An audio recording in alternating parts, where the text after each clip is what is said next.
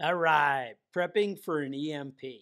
Now, that's a big one. So, first we'll cover the basics and, what is an EMP, but really the focus of what I want to talk about is the steps you can actually take to prepare and be ready for whatever's coming, to get it done. And, a lot to cover, so we'll get right into it.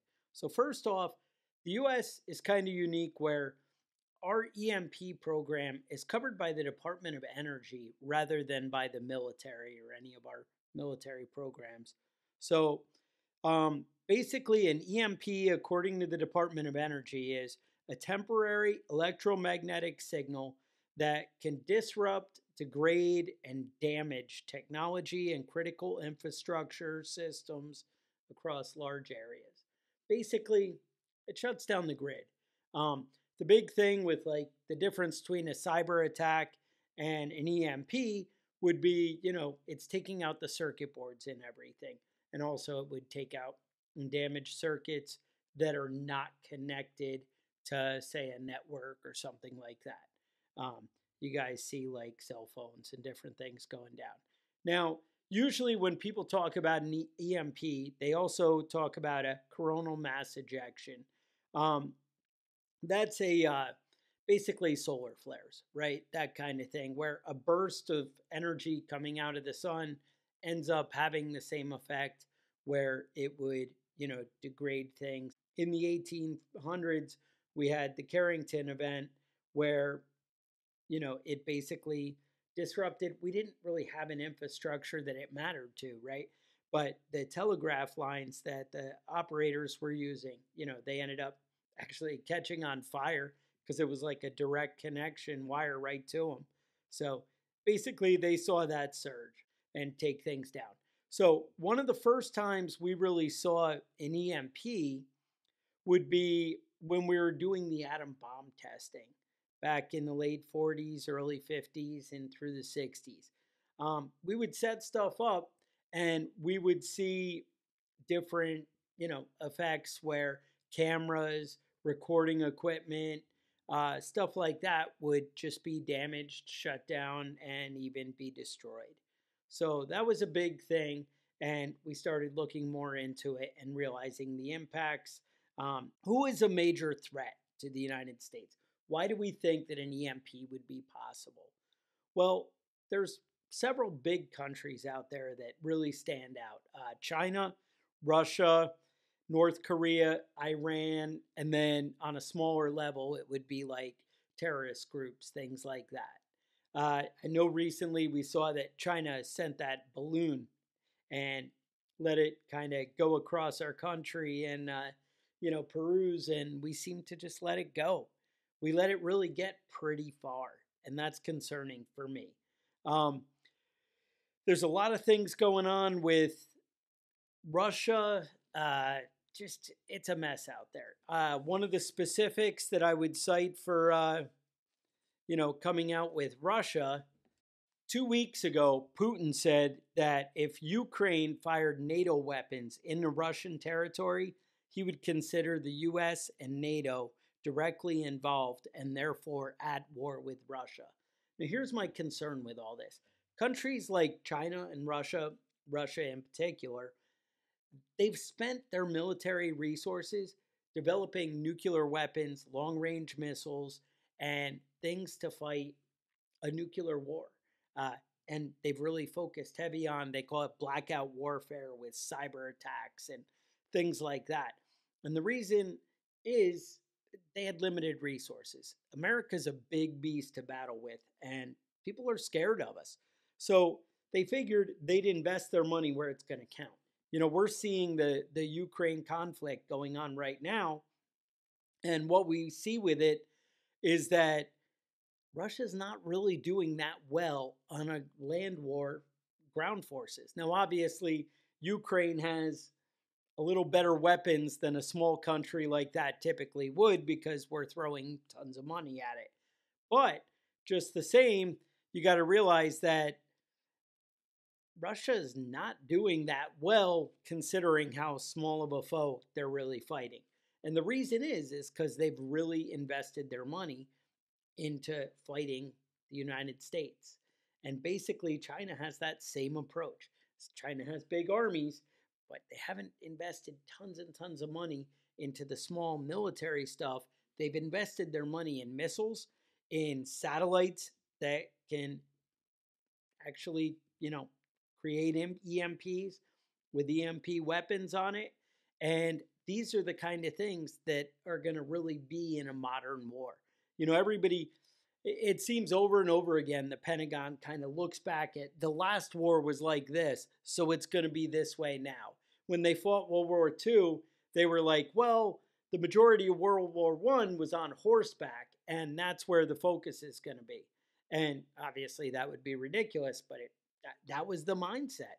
They didn't really think it through, and we seem to be making the same mistake again. It's really crazy how much we're not really, looking forward with that, and I find it concerning. Uh, the big thing I think that keeps all these countries from coming out and attacking us is their fear of repercussions.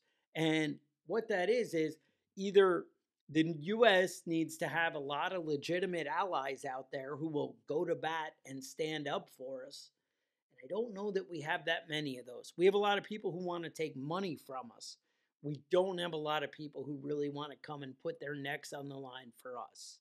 I'm just saying. Or the other scenario would be if they really feared us like they did under Reagan, right? Where they knew they were really going to be poking the bear, right? Fighting a bull and you're going to get the horns, right? That's the way it was with the United States. So that's something you want to think about. I would also say North Korea, these little countries, Iran, I think they might be prompted by the bigger ones to kind of strike out because maybe they, like say China, doesn't want the retaliation that would come from attacking the United States. But I really don't see those small countries doing something that dramatic without China or somebody having their back. So that's something else to consider. So, all right, let's jump into it. We'll get into the meat, right? What happens after an EMP? Well, all kinds of things go down. We're talking about cell phones, internet, ATM machines, GPS, electricity, natural gas, gas stations, grocery stores. All these things are going to, shut down. Riots, looting, traffic signals, cops coming, pharmacies, right? With your medicine and your medication that you might need to get. Those things, it's going to matter. Prisons shut down, water pumps at the nuclear power plant. And you're going to have clogged roads. It's going to be hard to travel. So, what can we do as the individual to actually prepare and protect our family? Well, security, right? You need to think of a way. How am I going to protect my family? For me, that's firearms. For me, that's securing my house, making sure that it's defensible. These are the long-term steps, Where are the avenues of approach to my house? If somebody knocks on the front door, can I see who it is? Do I know who's out there? These are the kind of things that matter. And is somebody getting to my front door without me noticing, right? That's something I would be worried about. You're going to want to, what are you going to do? What steps, right? So security, food, water, shelter. These are the things that matter. Hopefully, we're going to be able to stay in our own home and shelters handled that way. But securing your home, that's another story. That is something that a lot of us need to put a little attention to. But first off, when prepping for an EMP, I would say have a plan. And by that, I mean, like we did an episode a while back on setting up a binder, right? And this binder says, hey, if I don't come home and the lights go out, maybe fill the bathtub, fill the water bob and put it in there. That's a big bladder that you can set in your tub to have a big tank of clean water. It's about $20, has a little pump, you can get it out. Sounds like a great investment for $20, especially if I don't have a well or some kind of long-term source for water. So that's something you want to think about. Maybe fill the washing machine, right? Fill the, or be aware that there's water in the water heater. One of the big things the effects of an EMP can actually last a little bit longer than the initial impact. So you don't want to run and open your Faraday cage until about 2 hours after an EMP. So I know you're excited to say, hey, did my stuff still work? But there still can be some lingering effects depending how close you are. So make sure you check that out. Next, you want to secure your home and property, right? All right, what's out? Do you have gas cans sitting out somewhere, next to maybe you have the tractor still out, right? These things you might want to kind of tuck away. Make sure they're secure. Maybe it's time to throw a padlock on the barn doors, which you wouldn't maybe normally do. It really depends where you live and what your environment is, right? But these things, you want to step up that level of security. That's an important step. Next, I would look for a safe plan for water. How am I going to get clean water? Now, a lot of people always tell me, oh, well, I'm just going to go into the stream. I got a stream runs through my property. Well, do you know where that water is coming from? And is there anything upriver that could be polluting it if things go bad? These are the things you want to be aware of. If you have a creek that runs through your community, remember, not everybody's really clean, and that wastewater could be getting into the stream and therefore getting into your family's drinking water. So at least have a way to treat or clean that water if a creek is your source. You could set up some kind of rainwater collection system. That might be good. Maybe long-term water storage, having big drums, things of water that you're able to secure. I would also say food storage. We always talk about long-term food storage, but I would also look at having a plan for your food. That might be a garden. So many people I hear tell me, oh, well, we're going to go hunting. I'm a really good hunter, and I'm sure you are. But the thing is, a lot of other people are going to be really good hunters, and they're going to be out there, and the animals are either going to be scared away by the bad ones or they're going to be thinned out by the good ones. But it's not a long-term plan. I know on my property we have rabbits, chickens, that kind of thing. Rabbits, good renewable meat source. That's something that's going to matter.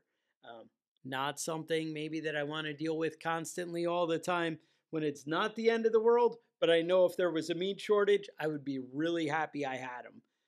Same thing with chickens, having chickens and knowing how to take care of them and protect them from predators, I would say is excellent and is something that's going to last and is really going to help you out. After that, I would look at building a community. They call them mutual assistance groups, a MAG group. That would be awesome. You could really learn to work with your neighbors, set things up together, work together, talk to each other, communicate, and have a plan. Have a plan to help each other out. One of the cool things with a mutual assistance group is you can devote your energy into different skills. You might have one guy who focuses in hard on, medical training and like that. One guy who really skilled on gardening. One guy who's really knowledgeable about security. One guy who's really knowledgeable about communications, right? That could be a big step that could really help people. I would also, talk to each other. You could stockpile different things. Maybe if one of you had a great water source, you wouldn't all have to work that out, right? I have they call it a shallow well on my property. If I have a good way to get that water out, then, that's going to be a great asset for the community that as long as we can work out diverting it to each other's property or, set up a municipal place they could come and collect water, that's a big benefit somebody would provide.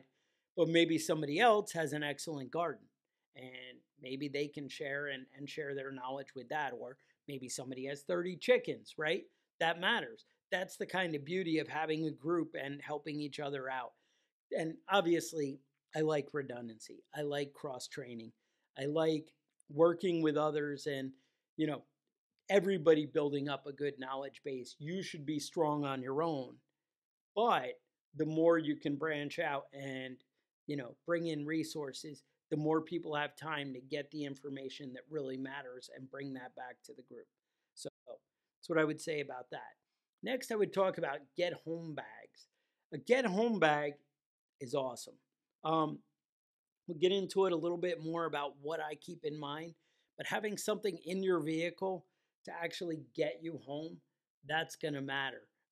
Having the tools that you're not stuck if your car breaks down, well, because you figure an EMP or cyber tech, they even talk about cyber attacks, the way cars are connected now that could shut down vehicles while they're driving, right?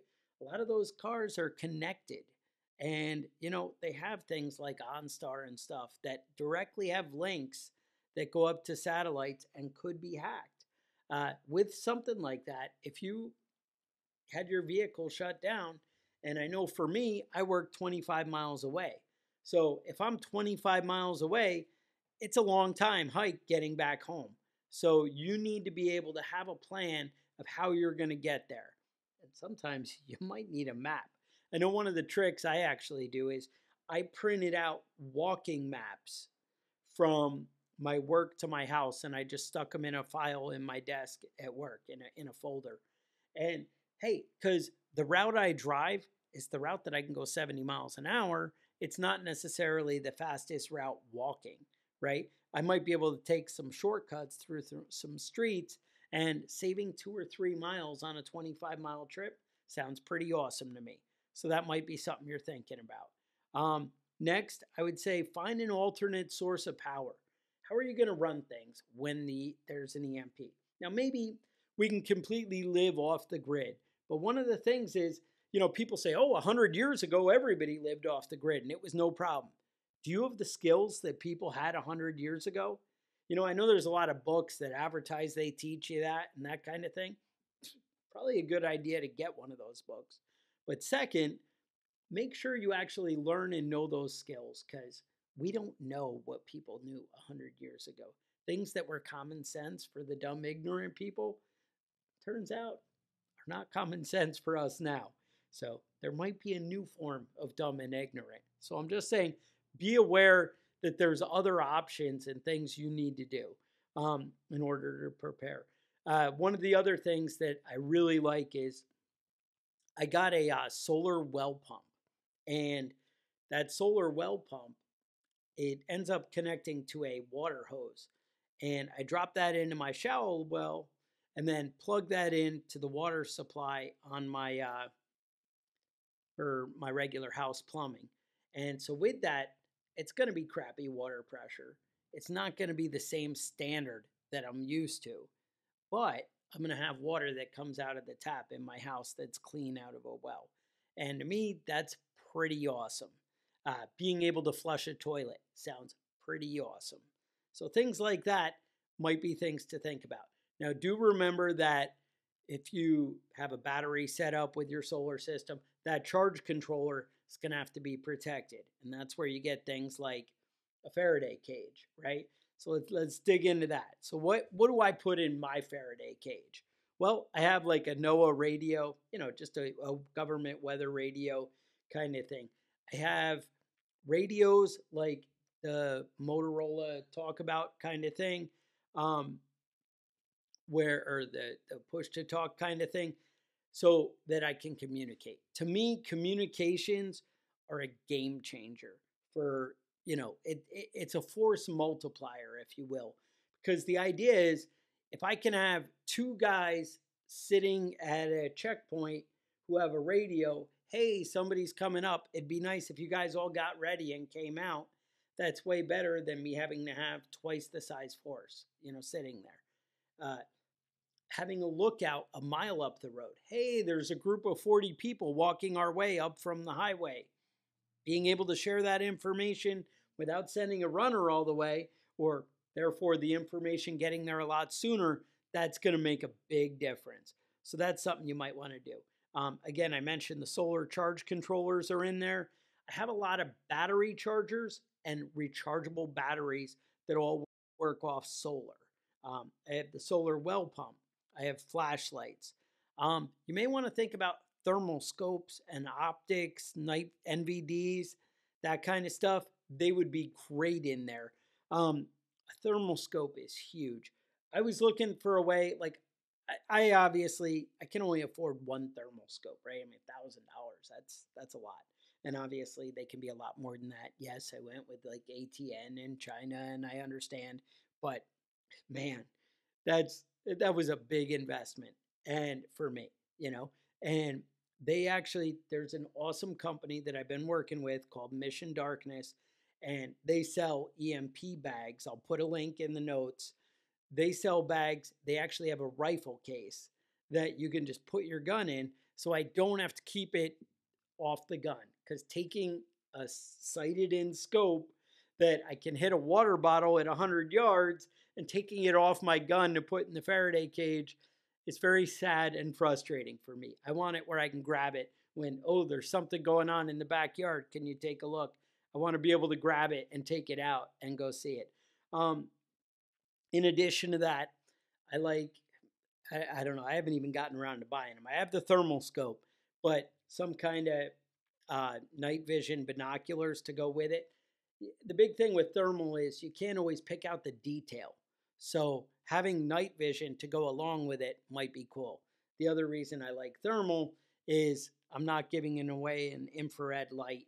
And you guys know, if you want quality night vision, you either have infrared light, which gives away your position, or you're spending more like 4 or 5 or 7 or $10,000. So that's something to think about. But if you ever watch that movie 13 Hours, I think you know what kind of game changer night vision can be. So that's something you guys should look into. Another thing you might want to put in there is like a tablet. A tablet or an old iPhone, something like that, loaded up with PDFs and manuals of different things. Another thing with a tablet is, turns out people's sanity when things are going bad might be something you want to plan for. And by that, I mean, have some movies for the kids. Have something fun. Maybe, one of your kids likes to listen to an iPod for the radio. How cool if you could plug that into the solar charger and an extra thing. Again, the little niceties can be a nice extra. And yeah, maybe it's something you don't charge all the time because you have other priorities. But if you did it on special occasions, that could be a game changer for family, something like that. Next, I want to talk about EMP Shield, right? So everybody's like, oh, don't you think it's a scam? Do you think it's going to work? I do think it's going to work. Here's the deal. I look at it like we approach radiation, right? You can't see it, but it affects you, right? We see people get sick, get cancer, their teeth fall out, their hair fall out, right? That matters.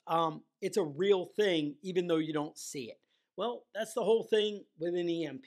They're real weapons. That's why all these companies are testing it, or all these countries are testing and designing weapons to attack the US with it.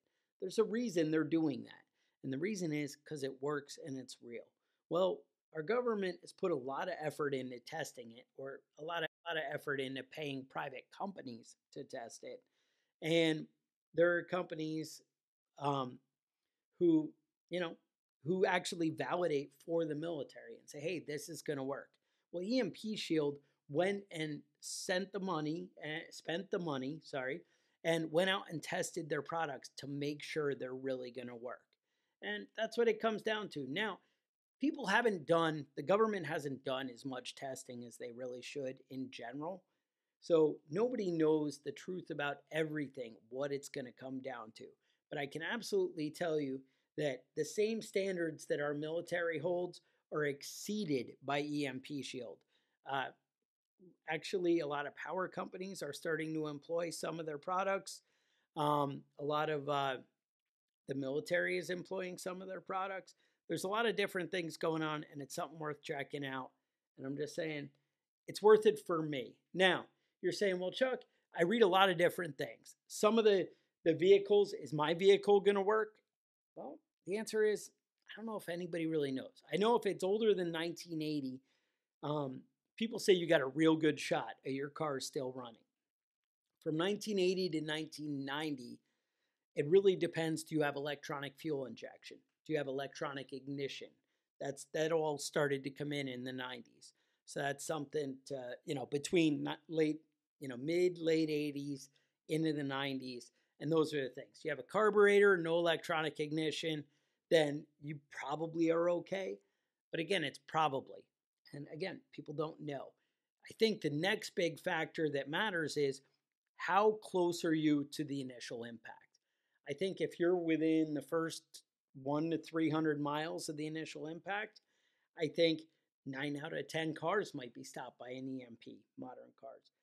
That's a big deal and that's dramatic. I think if they did one on the East Coast and one in the Midwest and you were in between the two, it might be 1 out of 10 cars that's affected by an EMP. So that's where you kind of need to judge and decide what's right. I don't know. I do know the big thing is if I'm away, I want my family to be able to get home safe. And I think that matters. I want my family to get back to my house. I think if I'm the only guy out driving a car, I'm really putting a target on my back. But I also know that first day when it happens, every mile I can get closer to my house is going to make a big difference. And I feel like those first days of preparing and securing your property are going to be dramatic and way more important than, what comes later. Next, I want to talk about setting up a get home bag, right? With a get home bag, that's that bag that I throw in my vehicle that if things go bad. Now, a lot of guys I find overload their bag like crazy. They've got stuff like they're going camping, like they're going, all this stuff. I think you need to be able to cook. I think you need to be able to see. I think you need to be able to stay warm. I think you need to be able to find your way home. I think all that matters. I think you need water. But I also know that you can only carry so much when you're on the go, right? And when you're trying to move fast and quiet. So, big things I put in mind are water bottles, that kind of stuff.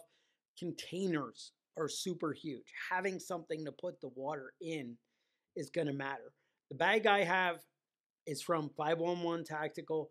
I went with like a blue because they say camouflage is the way to go to not be noticed. But it turns out if I'm walking down the highway or in a group of people, having a camo bag is a way to be noticed.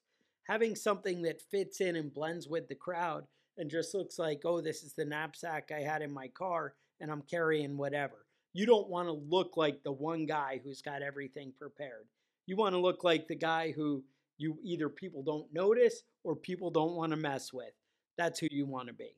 So what I did is I got this bag. It has the Camelback water system, which is awesome for carrying a lot of water. I don't carry water in it, but I have ways to put water in it. And I have several bottles of water in my bag. And if I'm doing a long trip that's really anywhere away from my house, I have lots of additional water put in my vehicle. So when I'm making that road trip 3 states away, I throw in a case of water and I'm going to fill things up before I go. Otherwise, in my bag, there's about 3 bottles. I also have water purification tablets in there. They're little packets of chlorine, the ones that I use. They sell little iodine type pills. They have different things that you can check out. You decide what's right for you. They also sell water pumps that you can pump and filter water at the same time. That's really awesome. I do have water filters in my bags. Things like the Life Straw, it's the more popular one. I like Sawyer, that's who I use. Something like that matters.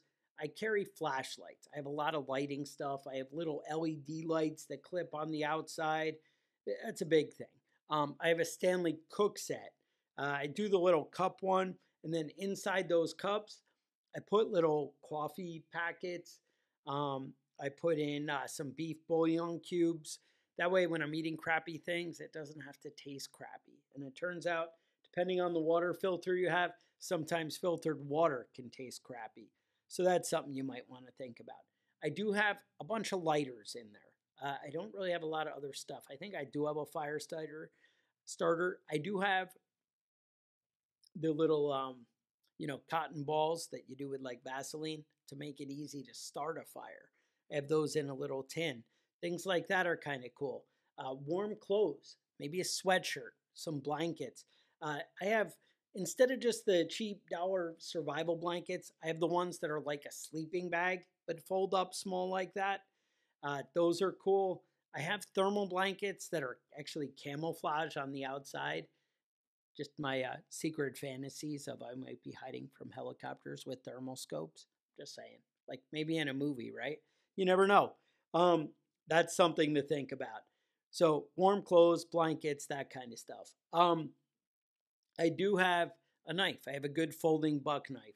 Uh, Not so big on, you got to remember, you're going to carry your everyday carry in addition to this. So normally, like maybe I carry a handgun concealed. That's possible. Usually, I probably have extra magazines with me that would already be there. Now, would it be smart to have a 50 rounds of 9mm in your get home bag? Probably a good idea.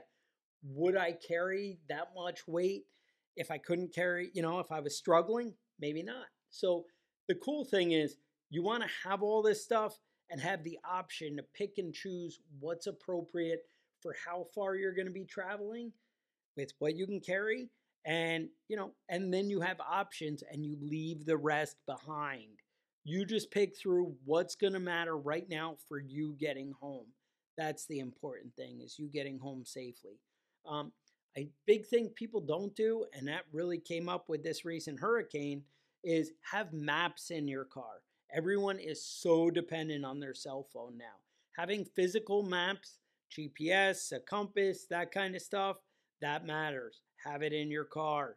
Paracord just always comes in handy for everything. I have toilet paper in there. If you want a little bit more on get home bags, we did a whole episode on it and specific gear I really like and some of the extra stuff.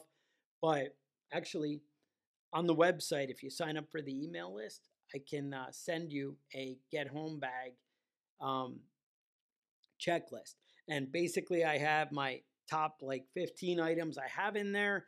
And then I have a whole list of extras you might want to think about. Things like medication, to extra diapers for your baby if you have them, that kind of thing. It matters. People don't have this stuff and it's a disaster, but there's a lot of things that are personal to you that you might want to think about. Some people use toothbrushes, you might want to put that in there. Toilet paper, soap, that kind of stuff. It matters. But decide what's important for you. Uh, that's where I'm at with that. And basically, like I said, I really like Mission Darkness. Makes some great EMP bags. Faraday cages. Let's talk about that. So Faraday cages are a great way to protect your stuff. Now, like I said, the get home bags are a great way. Um, you can see I have this metal can, and with the metal can, I was able to load all that stuff up. What I did is I have the metal trash can. Any seams or seals inside, I lined with foil tape, and then including under the handle on the lid. And then when I put the lid on, I seal it around the outside. Inside that, I've seen people put you do like a yoga mat inside to insulate it along the edges. I've also seen, I know mine, I actually just have a paper bag and I loaded everything into that. But what I also did is I put all my items in an ESD bags, which are those anti-static bags. I loaded those up, then I put it in the paper bag, then I put it in the can with the lid, and then I seal it all up. That really will work. We did a great video on building your own EMP bag, your own Faraday cage, but also look at these Mission Darkness bags. I got to say, they're pretty cool. I did get you a discount with those if you use code BADASS. Same thing for EMP Shield. I put a code up. It's BADASS for that as well. It'll save you $50. Mission Darkness, the percent that it saves you changes. Try it out. See where it'll get you. But anything helps is what I say. Uh, I will put a link in the show notes. You can check that out. Otherwise, I would say that's about what I got to prepare for an EMP. It really comes down to basic prepping and how to take care of your family. But the big thing is to make sure your electronics are protected and that you're able to get home. And these things matter. You need to plan ahead.